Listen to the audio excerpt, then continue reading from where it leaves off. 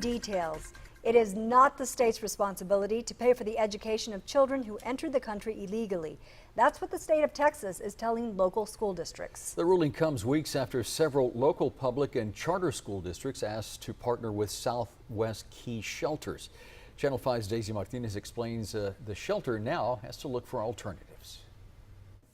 Right now, there are more than 3,500 children in these Southwest Key Shelters. According to the Director of Education for Southwest Key Shelters, the state has said it's up to the federal government to pay for the kids' education.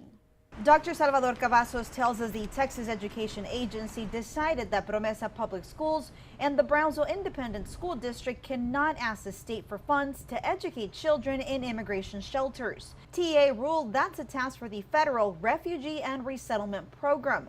As we reported, the BISD superintendent told us she'd received a letter from TA denying their request to partner with Southwest Key.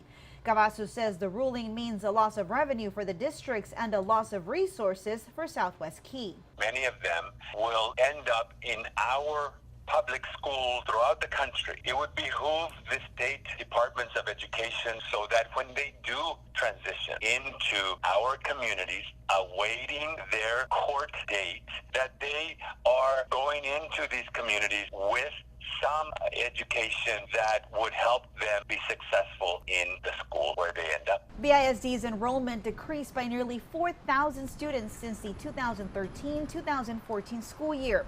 The district says the partnership would have added an increase in funds. The shelter says it will continue to depend on retired teachers or people with at least a bachelor's degree to educate children as they are required to do so. We learned Southwest Key does have working agreements with the San Benito and Harlingen school districts. They were advised to seek legal guidance to see how they will proceed. Harlingen says it will continue to operate under the agreement until the state tells them otherwise. From the Cameron County Newsroom, Daisy Martinez, Channel 5 News at 6.